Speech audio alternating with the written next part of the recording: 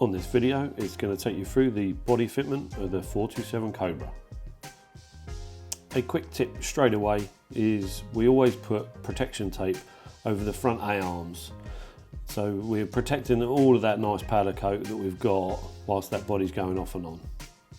The body is easily lifted with 4 people, 1 on each arch. Now on our bodies, what we want is to keep the back end high and hook the front chassis horns into the front position first and then start to lower the back down. Now in this video you'll see as the back goes over, it stays nice and high, and we're hooking those front horns into position, and then the back can be located.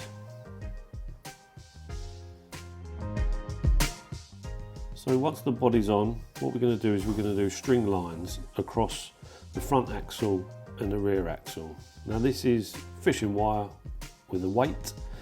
They're taped to the top of the arch, and we're going to let the string hang down to the centre of the wheel. Now it can be measured from either your hub or your wheels, as long as you're measuring the same both sides.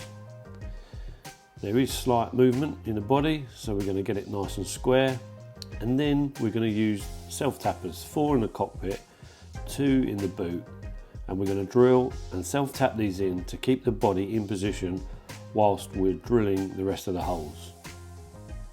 You can use masking tape to mark the holes or draw directly onto the fiberglass. These 5 holes in the end of the footwell are very important. And as you can see, we've marked the fiberglass directly here, marking each hole, and we've marked the track of where the actual chassis is. So here we're masking out the front inner wheel wells. These are going to be marked and then they will be drilled.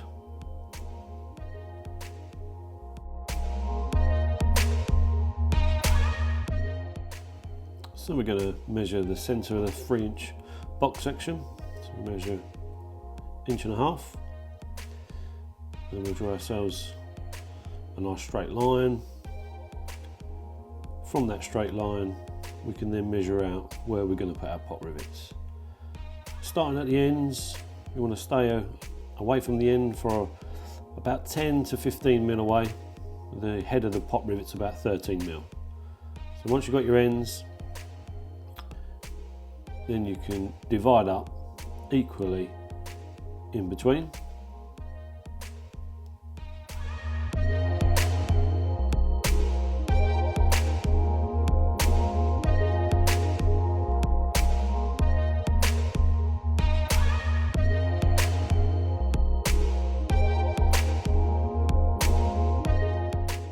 So once you're happy that all holes are marked out correctly and you're confident they're in the right place, we can then start thinking about drilling these out.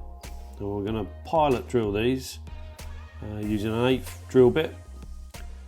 We're going to pilot every hole, and then we'll go back and we'll use a 5mm drill bit to drill through and open up every hole.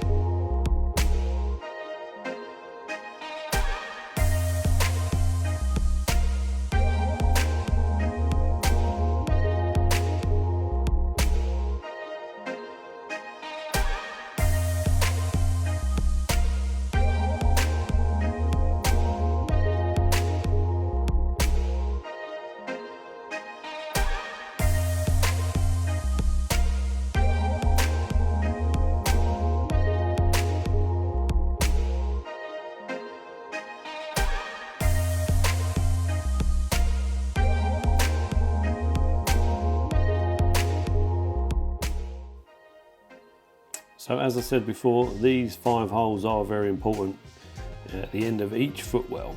They're particularly difficult to get to, and this position is called the scorpion. They are particularly tricky to get to. I would pilot drill these with the 1/8 and then go straight in with a 5mm bit.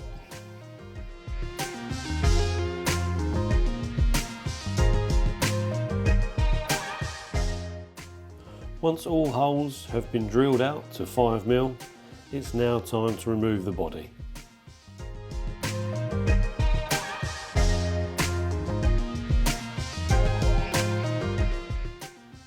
Removing the body is the reverse of putting it on. We're going to lift up the rear of the body and then we're going to unhook the front chassis horns. This video showing them horns being unhooked at the front. And if we pan back, what we'll do is we'll find that we're lifting that body up from the back there and then the front unhooks.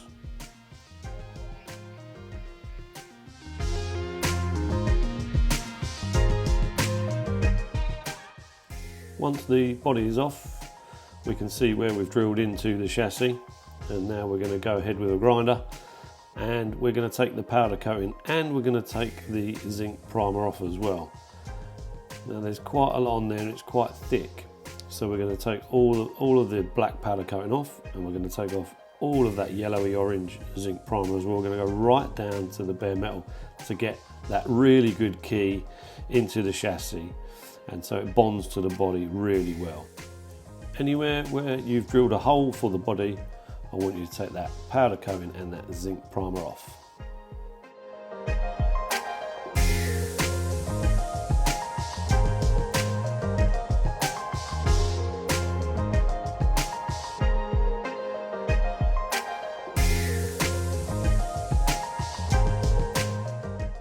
Now you can see in this video, as Scott gets down to the bottom there, we've got the seatbelt bobbin, which we don't need to grind, and we don't need to grind onto the chassis weld either.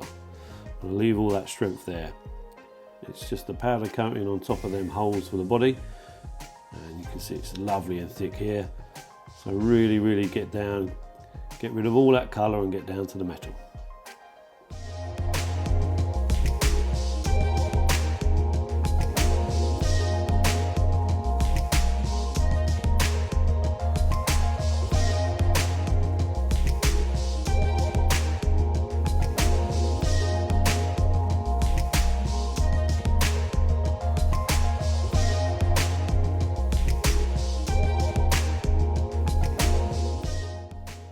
Once all the powder coating and the zinc primer has been removed, we can now go on to the bond and seal. We're going to cover up any part that we've ground down. So we'll go ahead and we'll do one bead right through the middle, and then we'll continue on and we'll cover up any part that we've ground down. So all of that yellowy orange that you can see, we're going to now fully cover this with the bond and seal.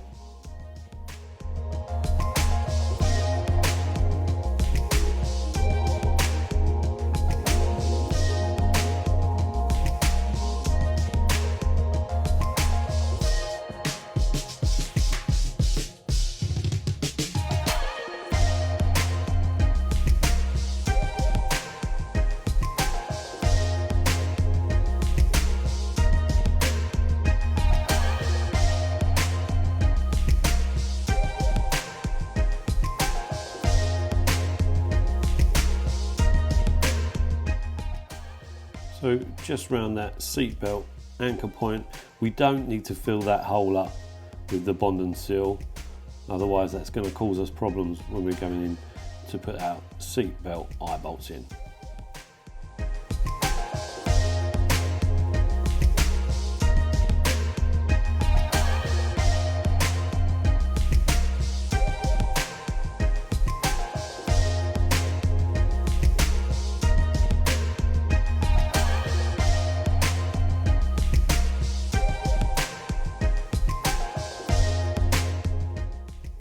Once all the areas have been covered with the bond and seal, it's now time to put the body back on again. So 4-man lift, keep the rear of the car high up in the air. We're going to hook the front on and we're going to lower the car down. And again, we're just making sure that those front horns and the chassis are being hooked into place, and then the rear of the car is being lowered down.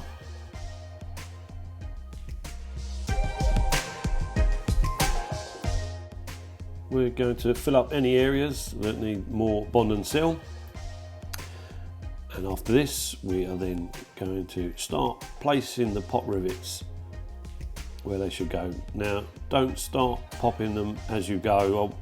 We really want you to install all of the pot rivets before you start, so we're going to get that body nice and square and true before we're doing our permanent fix. Once they're all in place, we can use the pot rivet gun and we can go ahead, start in the cockpit area, and this will keep everything nice and square.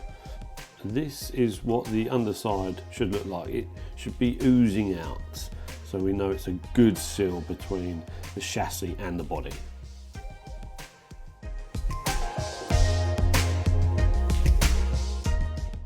Wiping off the excess not only makes it look nice and tidy, it also weatherproofs all of those joints. And you have a successful body fit.